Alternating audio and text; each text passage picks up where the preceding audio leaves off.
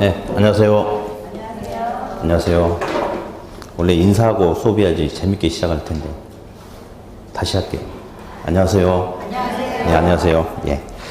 자, 이제 오늘, 부동산 학개론 첫 수업 시작인데, 여러분들 이제 상담하시면서 이렇게 뭐 합격은 1차, 2차 뭐 이렇게 구분되고 이런 거 다 들으셨죠? 그러셨죠? 자, 그러면 어디 잠깐 볼까요? 우리가 다루는 과목이 부동산학 개론이라고 이렇게 이야기해요. 그래서 이제 여기 이제 무슨 말인지 잠깐만 좀 들어보고 시작할 텐데, 부동산. 우리가 살아가고 있는 이 공간이 부동산이죠. 토지 건물이 이제 부동산인데, 우리 부동산학이라는 이 학문은 과연 어떤 건지 잠깐 보면요. 이제 실제 시험에 어떤 지문들이 출제가 되냐면, 첫 번째. 이자율이 인상이 되면 주택 수요는 증가하겠어요? 감소하겠어요? 응? 시험에 자주 나오는 질문인데. 감소하겠죠. 금리가 높아지면 이자율 부담 때문에 주택 수요는 감소하겠죠. 그렇죠? 네. 다음. 고소득층하고 저소득층들은 고가주택, 저가주택이 있는데, 고가주택, 저가주택은 한 동네 내에서 고가주택, 저가주택이 섞이나요? 그렇지 않죠.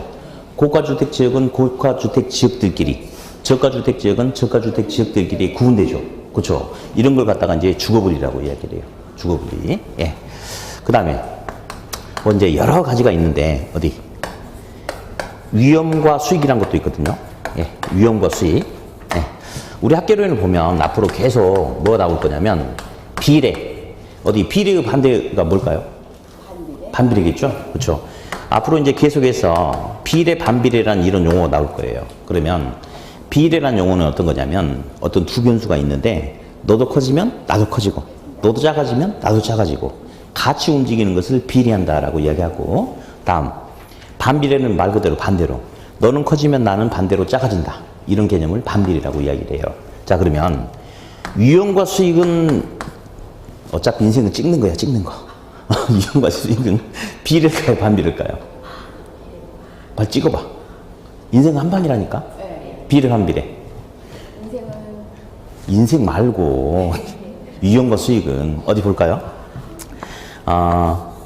40층짜리 건물이 있는데 가만히 있어봐요. 이제 설명 들어가잖아. 설명하고 있잖아. 예? 자, 이제, 제가 40층에 이제 제 사무실이 있는데요.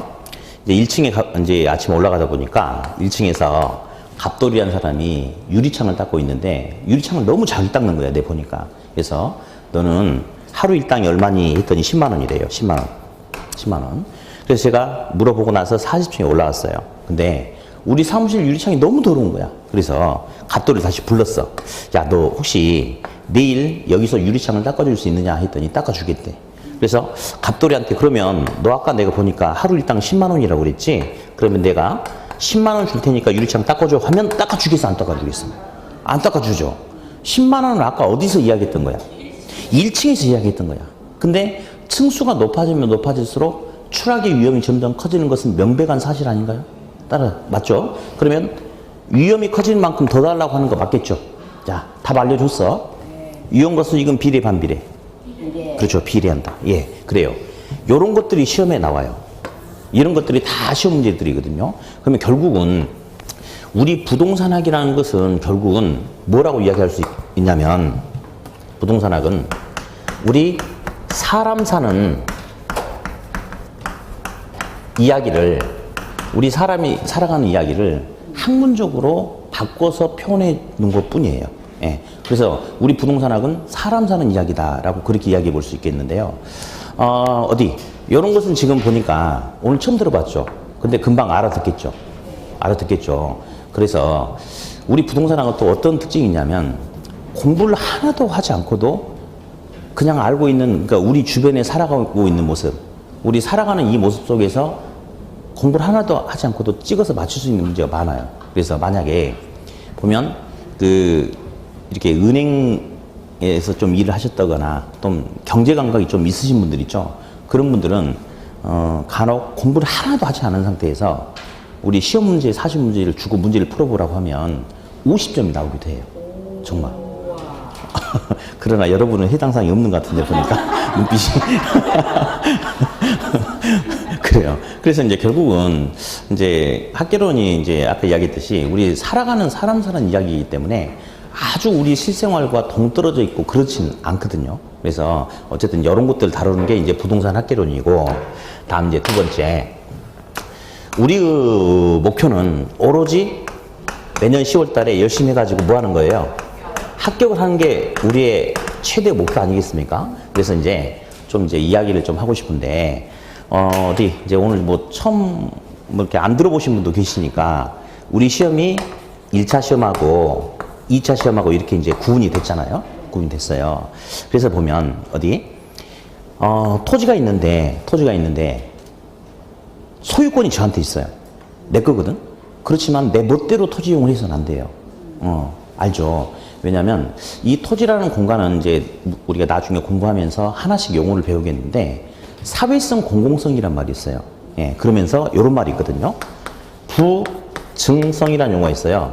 부증성이라는 용어는 토지의 물리적인 양은 더 이상 증가시킬 수 없다 이거예요. 자, 그런데 옛날하고, 그러니까 1000년 전하고 500년 전, 200년 전, 현재 어디 옛날과 지금 놓고 보면 어느 시기 때 땅의 면적이 더 많아졌죠? 더 부족하죠? 옛날하고 지금하고? 예, 옛날이나 지금이나 토지의 물리적인 면적은 똑같아요. 아니, 크게 변화가 없는 게 아니고 똑같아요. 똑같아. 근데 옛날에는 인구수가 극히 적었거든요. 그러니까 토지에 대한 가치인식을 제대로 못했어. 근데 가면 갈수록 인구가 자꾸 늘어나고 사람들의 수요 요구치가 커져. 그러다 보니까 토지의 물리적인 양은 그대로인데 가면 갈수록 토지가 상대적으로 부족해지는 거예요. 그러니까 정부가 있잖아요. 토지 소유권을 가지고 있는 사람은 내 땅이니까 내 멋대로 하겠다라고 할지 생각할지 모르겠지만 정부는 인정 안 해줘요. 이 토지는 우리 모두가 살아가야 될 삶의 터전이기 때문에 개인의 이익만을 위해서 이용을 하면 다른 사람의 이익을 해칠 수가 있으니까 공공의 이익을 해치지 않는 범위 내에서 토지 이용을 해야 된다 해서 공법상 규제를 하거든요. 막 내 토지가 논인데 택지로 혐질 변경하려고 해도 마음대로 할 수가 없고 허가를 받아야 되고 그런 게 있어요. 그런 걸 다루는 과목이 이제 부동산 공법이라는 과목이 이제 나중에 나올 거고요. 다음, 내가 이제 부동산을 투자하고 싶은 거예요. 부동산을 투자하고 싶은데 나는 전문가가 아니야. 그리고 이 지역에 어떤 부동산이 어떻게 나와 있고 매물로 얼마에 나와 있는지 이런 거 몰라. 그러니까 중개업자의 도움을 받아야 되겠죠. 그래서 그런 걸 다루는 과목이 중개사법이라는 과목이 이제 있고요. 다음, 공시세법이라는 게 있어요. 공시세법. 어디 땅을 사가지고 팔았는데 어디 땅을 사면 취득세 내죠. 그리고 팔았는데 양도 차익이 발생하면 양도 차익에 대한 세금도 내지 않겠어요? 그렇죠. 그런 걸 다루는 과목이 세법이라고 이야기하고요. 아마 여러분들 지목, 전, 답, 과수원, 대 이런 소리 들어보셨죠? 잠깐만. 그죠? 들어봤죠? 그런 거라든지 또 등기 보면 저당권이 있냐 없냐, 소유권이 이전되면 어떻게 되고 막 등기부 갖고 울고 이런 거 따지는 게 있어요. 그런 과목을 묶어서 공시법이라고 그래. 그래서 사실은 공시법이란 과목과 세법이란 과목은 성격은 전혀 다른데 그냥 우리 시험에서는 한 개의 과목으로 취급해가지고 사실 문제가 나와요. 그래서 2차는 공법, 중개사법, 공시세법 해가지고 세 과목이다라고 이렇게 이야기를 하고, 1차는 우리 사람 사는 이야기, 우리 부동산 학개론, 그 다음에 우리 이제 임대차 보호법이라든지 막 이런 거 있죠. 그러니까 이 공인중개사 공부를 하면 되게 좀 좋은 게, 이 자격증을 따가지고 나중에 내가 그와 관련된 업무를 한다거나 그럴 수도 있겠지만, 이 공부를 열심히 하다 보면 최소한 남한테 뒤통수 맞고 이러진 않아요. 그리고 내 소중한 피 같은 돈을 뺏기지도 않고. 예. 왜냐면 이제 나중에 이제 공부를 하시다 보면 예를 들어서 내가 세입자예요. 세입자. 근데 실제로 이제 저도 그런 경험이 있는데, 저도 이제 강의 끝나고 집에 저녁에 12시 넘어서 들어갔는데 집사람이 이제 문이 안 열린 거예요. 그러니까 이제 맨 처음에 전셋집으로 살았는데, 이렇게 열쇠 있잖아요. 열쇠. 비밀번호 잘못된 게 아니고 이게 고장이 난 거야. 그래가지고 이거 집사람 안에 있는데 안에서 문이 안 열린 거예요. 밖에서도 열 수 없고. 그러니까 이제 너무 늦었으니까 집주인한테 전화하기도 뭐 해가지고 제가 이제 고쳤어요. 업자 불러가지고. 그래가지고 이제 20만 원 정도 나왔는데 집주인한테 전화했어요. 제가 다음날. 그래서 이렇게 해가지고 고쳤다. 그랬더니 아 그랬냐.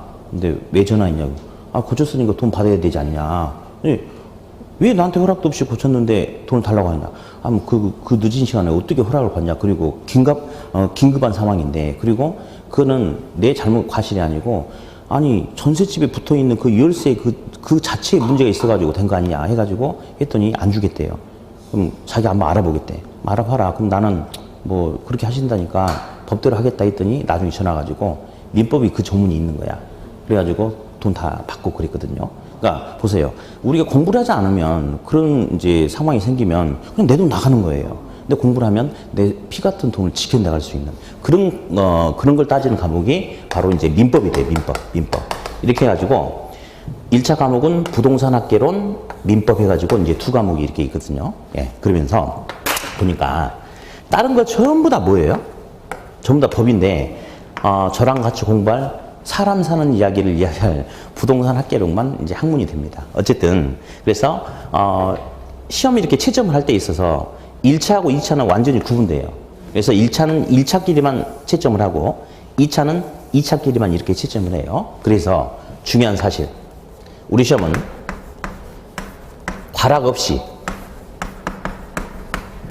몇 점이면 60점 이상이면 뭐 할 수 있다? 합격할 수 있는 게 우리 시험이에요. 여기서 이제 이 휴점은 1차 평균 60점, 2차 평균 60점 이렇게. 근데 과락이란 것은 말이죠. 과락이란 것은 40점 말이에요. 40점. 그래서 한 과목이 40점까지는 허용이 되지만 40점 밑으로 떨어지면 안 된다 이거거든요. 그럼 예를 들어서 학개론 90점 맞았는데 민법 30점 맞았어요. 두 개 합치면 120점이죠. 나누기 하면 얼마예요? 60이죠. 합격, 불합격? 불합격. 뭐 요런 거라 이거죠. 요런 거라고. 예. 그래서 어쨌든 과락 없이 60점 맞으면 합격이다라고 그렇게 이야기를 하고, 여기서 또 하나 이야기해 볼 게 있어요. 60점이라는 점수. 아마 이제 공부를 처음 시작하신 분들은 60점? 별거 아닌데? 라고 생각할 수 있어요. 맞아요. 사실은 별거 아니에요. 왜냐하면 1년에 합격자가 거의 한 15,000명 정도 나오거든요. 그러면 여러분들 보니까 내가 뭐가 부족해서 1년에 15,000명 안에 못 들어갑니까? 들어갈 수 있어요. 예, 근데 대신에 노력을 좀 해야 될 필요는 있어요. 아예 안 되는 건 아닌데, 너무 어려운 건 아닌데, 이렇게 처음 이렇게 다루는 영역들이 많기 때문에, 생소한 부분이 많기 때문에 노력이 수반되는 그런 과정이 좀 필요하긴 한데 합격하는 데는 지장이 없거든요. 근데 어쨌든 이 60점을 가지고 이야기를 한번 해보고 싶어요. 그러면 한 과목당 40문제가 나옵니다. 40문제가 나오는데, 그러면 이제 한 문제당 2.5점이거든요. 그러면 60점을 맞으면 합격한다고 그랬죠? 그죠? 그러면 40문제 중에 24문제를 맞춰야지 합격을 하는 거예요. 그런데 반대 해석을 해볼게요. 반대로 해석해 볼게요. 그러면 40문제 중에 24문제 이상을 맞추면 합격인데, 반대로 해석해 보면 40문제 다 맞출 필요 있나요? 없죠. 다 맞출 수도 없고요. 몇 문제를 틀려도 되나요? 또 계산 안 되는 거 봐. 40 빼기 24면 바로 나와야지. 뭐 이 상태가 아주 안 좋은 분들은 모인 것 같은데. 그래요. 40문제 중에 무려 16문제를 틀려도 되는 시험이 우리 시험이에요. 우리 시험. 그래서 보면 모든 과목이 다 마찬가지인데 난이도 상, 중, 하가 이렇게 있어요. 난이도 상, 중, 하가 있는데, 난이도 상은 어렵다, 쉽다. 예, 어렵다만 있는 게 아니고 또 이런 게 있어요. 어떤 과목도 우리 이제 나중에 좀 이건 이제 책 끝나면 조금 더 두꺼운 책이 나오는데, 어떤 과목도 40문제가 그 기본서 안에서 100% 다 나오진 않아요. 한두 문제는 어렵든 쉽든 책에 없는 내용이 나와. 그냥 감으로 찍어야 돼. 그런 것은 그냥 난이도 상이라고 하는 거예요. 어떤 문제는 정말 어려워서 난이도 상이 있어요. 근데 진짜 어려워서 난이도 상은 별로 없고, 또 어떤 문제가 있냐면 어떤 문제는 해결을 할 수가 있는데 시간이 3분, 4분 이상 잡아먹는 문제가 있어요. 우리 보면요. 뭐 지금 아직 감이 없겠으나 시험 1년 동안 열심히 준비해가지고 시험장 갔어요. 시험 보고 나서 합격과 불합격이 갈리겠죠, 당연히. 근데 그러면 시험 봐가지고 합격한 사람은 실력이 뛰어난 사람이고 시험을 봤는데 떨어진 사람은 실력이 부족한 사람이냐? 전혀 그렇지 않습니다. 우리 시험은 사실은 6개월 이상만 정성껏 열심히 공부하면 누구나 합격할 수 있는 시험이에요. 근데 문제가 뭐냐면 우리 학개론 40문제, 민법 40문제 하니까 80문제거든요. 근데 몇 분 안에 풀라고 주냐면요. 100분이야, 100분. 100분이면 얼마예요? 100분 토론할 때 100분. 1시간? 이거 보니까 계산이 안 되신 분이 많아요. 큰일 났네? 그거 가서 뭐, 엊그저께 민법 하셨죠? 민법은 좀 알아듣겠어요? 그러니까 법률적인 감각은 있는데 숫자가 안 되는구나? 그러네. 어떻게 하냐? 큰일 났네. 자, 1시간 40분인데 당신 1시간 40분 동안 앉아있어. 그러면 진짜 긴 시간이에요. 근데 80문제를 풀면서 마킹까지 다 하는데 1시간 40분은 정말 빠듯해요. 정말 빠듯합니다. 예. 그래서 시험에서 떨어진 학생들의 공통점이 뭐냐면 노력이 부족해서 뭔가 부족해서 떨어진 게 아니고 실수를 5개를 하면 합격을 할 텐데 실수를 6개, 7개 이상 하니까 떨어지는 거야. 그러면 왜 실수한지 아세요? 만약에 시험을 200분을 주고 풀어라 그러면 실수 안 합니다. 시간이 넉넉하잖아요. 차분하게 푸는 거야. 실수 안 해요. 근데 100분 정말 빠듯하거든요. 1시간 40분이 정말 빠듯해. 100분 내에 해결하라 하니까 마음이 급해가지고 읽다가 실수하고 하니까 그래서 틀리는 거예요. 그래서 우리 시험은 많이 알아야지 합격하는 시험이 아니고 우리가 철저하게 준비해가지고 주어진 시간 내에 해결하면서 실수를 줄여야지 합격하는 시험이 바로 우리 시험이에요. 그게 특징이야. 그래서 여기서 말하는 난이도 상은 진짜 어려워서 난이도 상은 사실은 내 문제 안 되고 차분하게 생각하면 풀 수 있는데 문제는 생각을 너무 많은 시간을 요구해. 그래서 어떤 문제는 한 3분, 4분 이상 걸리는 사실 우리 1분에 한 문제씩 해결하고 가야 되거든요. 근데 막 3분 걸려버리면 이런 문제는 풀면 안 되고요. 예, 이런 문제는 보자마자 이제 딱 보면 이런 게 있어. 이게 공부를 잘하든 못하든 문제 딱 보면 본능적으로 이 문제는 시간을 많이 뺏어먹겠다, 안 뺏어먹겠다 이게 느껴지거든요. 그래서 막 길고 이런 문제는 그냥 찍고 틀리면 되는 거예요. 차라리 찍고 틀려가지고 그 시간 세이브 시켜가지고 쉬운 문제를 더 차분하게 보고 가면 되는 거야. 그리고 있잖아요. 우리 16개 틀려도 된다니까? 그러면 재수없는 문제 몇 개 딱 보이더라도 이까짓 거 하나 틀려도 아직도 나한테는 틀릴 수 있는 문제가 몇 개가 남았어. 15개 남아있는 거야. 그랬더니 또 재수없는 문제 나왔어. 그러면 찍고 틀려도 돼. 아직도 틀린 문제는 많이 있거든. 그런 식으로 가면 돼요. 어쨌든 난이도 상중하가 이렇게 있는데 거의 퍼센테이지가 15% 내지 20% 그러니까 뭐 15점, 20점 6개에서 8개 사이입니다. 그럼 난이도 중이 한 40% 정도 되고 난이도 하가 40에서 45% 정도 요 정도 이제 출제가 돼. 자, 그래서 이제 하고 싶은 말이 우리 시험은 있잖아요. 60점만 맞으면 합격이에요. 이제 여러분들은 이제 처음 공부하시지만 작년에 공부하신 분들은 이제 그 합격자 발표가 이제 나오죠. 이제 이번 달 후반 정도의 마지막 주 수요일인가? 그때 나온대요. 근데 합격을 하면 모두 다 이제 그 얼굴이 밝아요. 근데 합격자 모임 때 왕따 당하는 사람들이 있어요. 어떤 사람들이냐? 자, 볼래요? 갑돌이한 사람은 이번 시험 봤는데 1차도 60점, 2차도 60점 맞고 정말 합격하는 학생들이 꼭 학원에 한두 명씩 있어요. 대단하지 않나요? 네, 진짜 대단하죠? 이 학생은 마킹할 때 재치기만 잘못해가지고 엉뚱한 거 찍었으면 시험에 떨어질 사람인데 어쨌든 딱점으로 합격한 사람이에요. 이 사람은 어딜 가도 정말 축복받는 사람이에요. 어디 가서도 나 이번에 시험에 얄짤없이 60점 맞고 합격했다 그러면 야, 너 대단하다. 정말 그렇게 하거든요. 근데 어떤 사람이 왕따가 되냐면 아씨 이번에 내 목표를 95점 목표 잡았는데 아씨 90점 맞고 합격했다. 그러면 있잖아요. 사람들 재수없다고 그래요. 재수없다고. 예. 그래서 시험 보기 직전까지 학원에서는 공부하는 과정 속에서는 고득점자가 우대받는 세상이야. 근데 시험 보고 나서 딱 합격했는데 점수 잘 나왔다라고 말하고 다니는 학생들 있죠. 재수없다라는 소리로 바로 바뀌어버리는 거예요. 합격은 딱 60점 맞고 합격한 사람이 아름다운 점수가 되는 거죠. 아름다운 점수가. 그래서 무슨 말 하고 싶냐면요. 우리 시험 겁먹지 마세요. 우리는 24개나 맞춰야지 합격하는 시험이 아니고 무려 16개를 틀려도 합격하는 시험이야. 그래서 이런 것들 안 봐도 전혀 합격하는 데 지장 없어요. 근다고 해서 아예 안 보냐? 그건 아니야. 그냥 이거 중심으로 가는 거예요. 중심으로 가고 이런 것은 나중에 문제풀이 할 때 살짝 맛만 보고 가면 돼. 그래서 쉽고 짧은 시간 내에 해결할 수 있고 내가 소화시킬 수 있는 요 부분만 가지고 계속 반복해도 합격하는데 아무 지장이 없어요. 아무 지장이. 그래서 이런 거 중심으로 갈 거예요.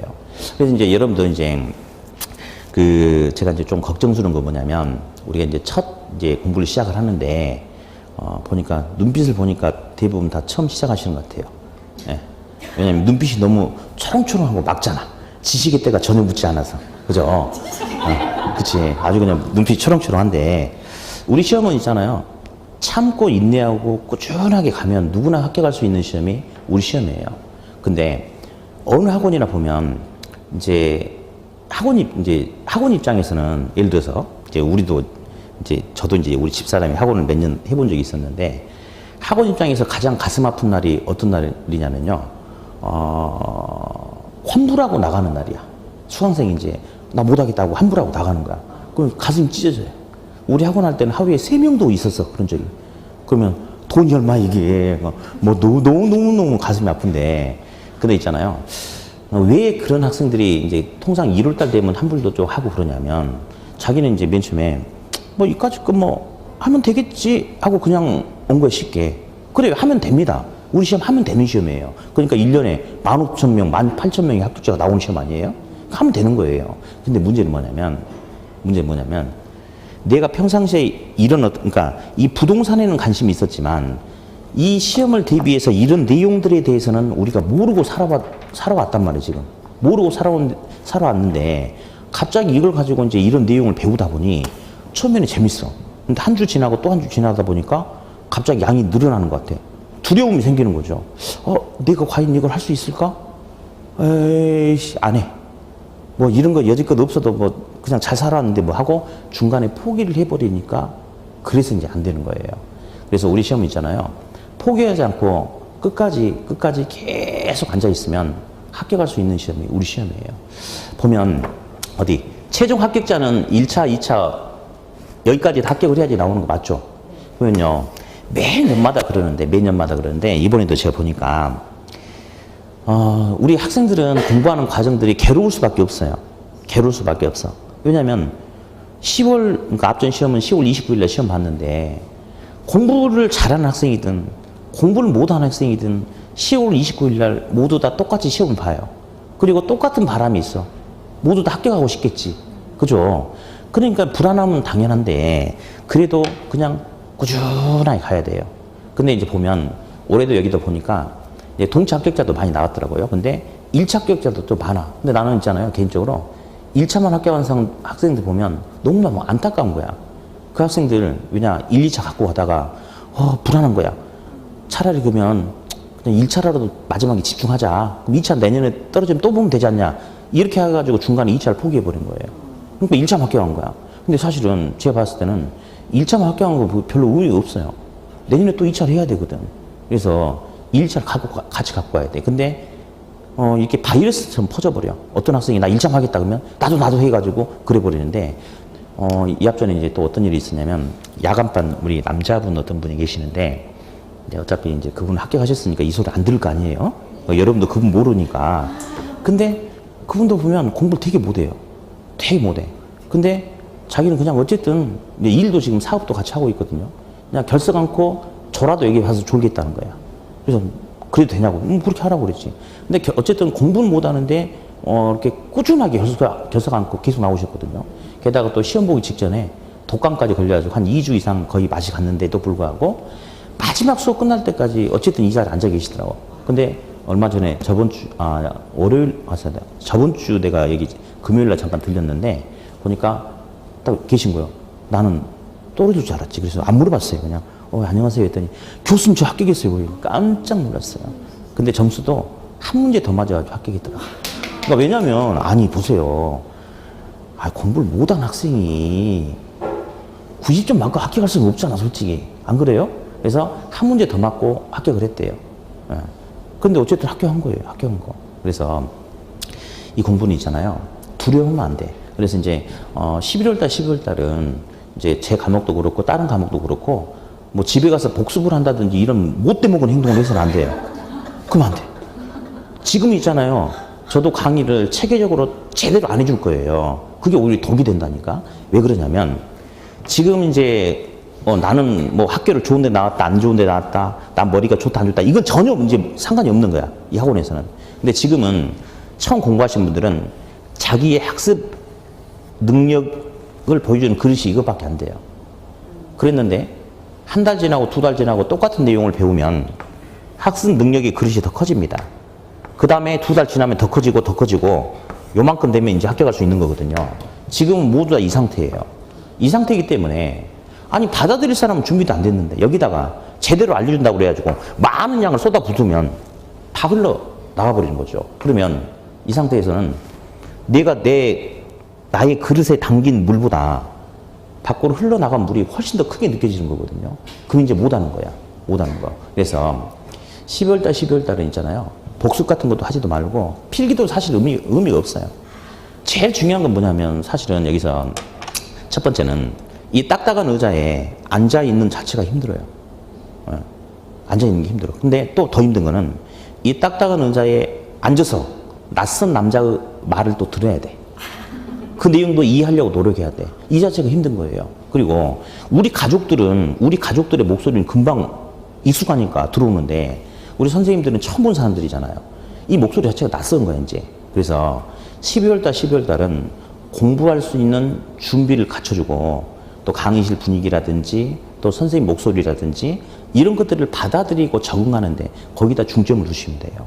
그러니까 두려워하지 말고 그냥 즐기면 산다라고 12월, 12월은 그렇게 보내시면 돼요. 네. 그러면서 어쨌든 우리 시험은 잘해야지 합격하는 게 아니고 아주 못하지 않으면 합격하는 거죠. 그렇지 않나요?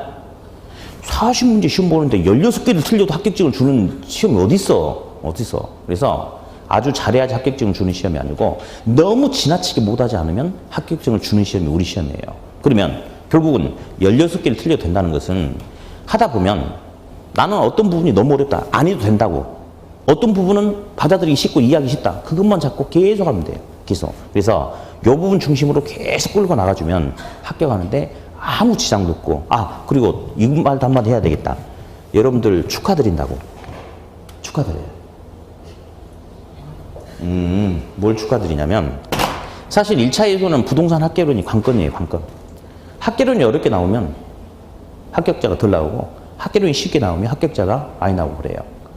민법은 거의 점수가 일정하거든요. 학개론이 문제인데 근데 앞전 시험이 그러니까 물론 우리 학생들은 잘했어요. 왜? 내가 잘 가르쳐 줬으니까. 매년 그렇다니까. 네. 근데 앞전 학개론 시험이 전체적으로 약간 까칠하게 나왔어요. 그러니까 올해는 괜찮을 것 같아. 그러니까 올해 미리 축하드린다라고 이야기하고 그러니까 올해 열심히 해. 그냥 죽든 살든 이 자리에서 시험 볼 때까지만 앉아 있으면 좋은 결과 있을 것 같아요. 그러니까 미리 축하한다고 이야기해도 되죠? 네, 축하드려요. 우리 박수 한번 치고 할까요? 자, 어쨌든지 뭐 대충 이렇게 전체적인 개요를 잠깐 한번 잡아봤고요. 우리 프린트물이 있는데 어디 2장 있는데요. 뭐 강의 계획서는요 그냥 만든 거고 아무 의미 없어요. 계획은 계획일 뿐 계획이니까 실천하지 않아도 돼요. 네, 됐고요. 됐고 부동산 학개론 세부 목차 분석이라는 게 하나 있습니다. 이거 그래서 이제 요거 가지고 공부를 하자는 게 아니고 이제 우리가 배워야 될 내용이 이런저런 내용이 있는데 과연 어떤 것들이 있는지 이제 한번 살펴보자. 요거에 대해서 하겠는데 뭐 첫 시간은 잠깐 이렇게 부동산 학개론이라는 게 어떤 과목이냐 뭐 이런 것들 잠깐 한번 다뤄봤으니까 뭐 잠깐 휴식했다가 2교시 때부터 요 내용 가지고 하도록 하죠. 네, 쉬었다 하겠습니다.